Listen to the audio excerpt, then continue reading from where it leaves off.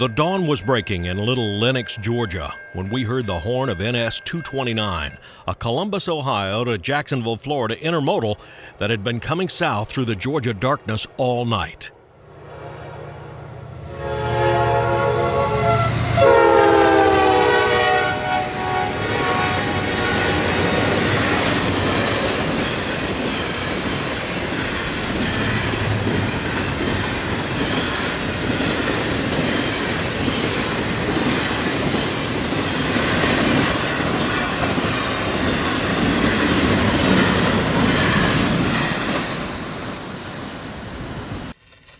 The morning began at daylight in Valdosta, Georgia.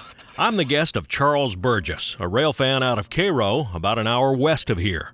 Charles is talking with A.J. Williams, another local rail fan, about where might be our best spot to light down and wait for what's coming.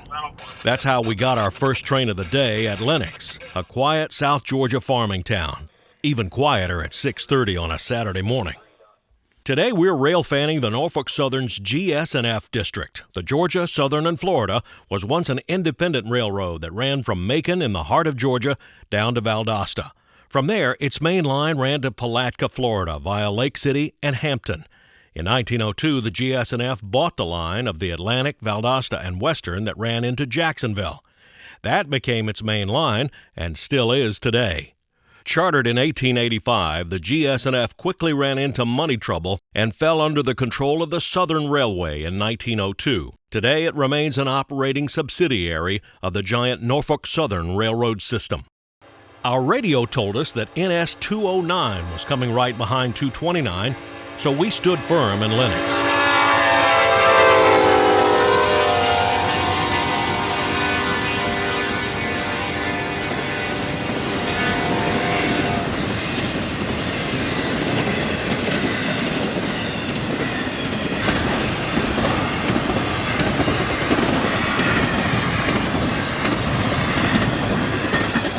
After 209, we continued the hunt north on US 41, which parallels the GS&F all the way into Cordele, Georgia, where there's seldom a shortage of action.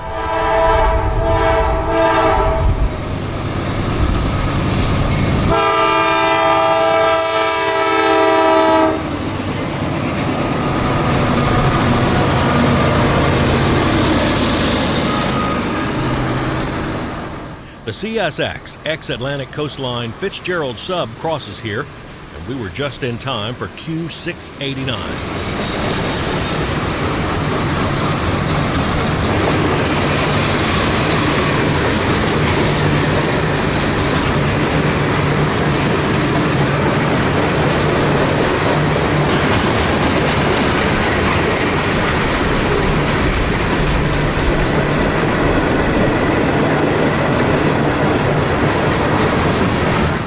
From Cordele, we resumed our northbound run until we heard NS 321 on the radio. Norfolk Southern, milepost 38.7, no defects. Gates coming up. We turned down a side road at Elko, but quickly saw we'd missed it by that much. Crossing gates were just coming up. We missed that fella. We missed 321, but we're going to get it. We're going to get him? We're going to get it. Back south we went, with neither AJ nor Charles sparing the gas pedal.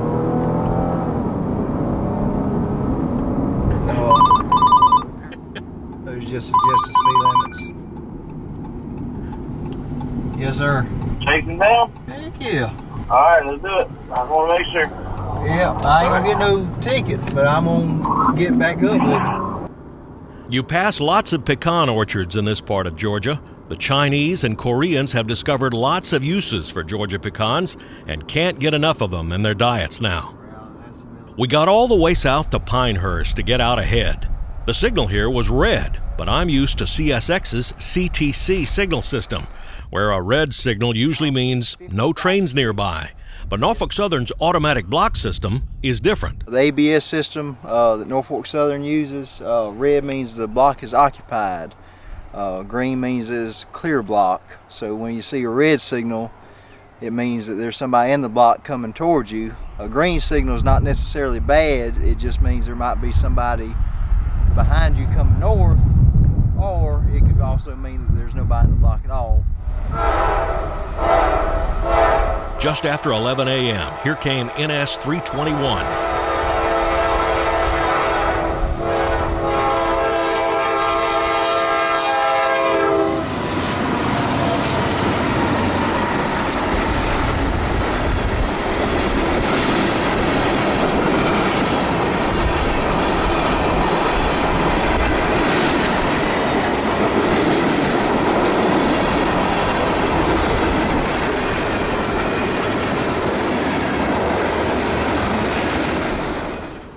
We resumed our southbound heading all the way back to Cordele.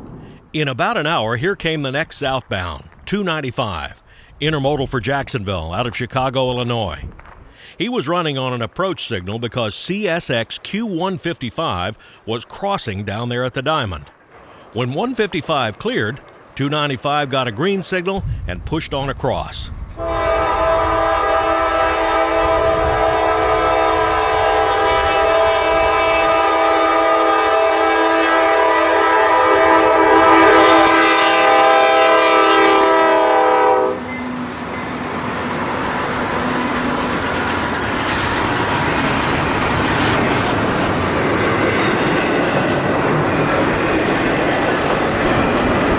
Charles said from here, train 295 was chaseable. So that's what we did, and we'll pick that up in part 2. For now, in Cordele, Georgia, with Charles Burgess, this is Danny Harmon, out.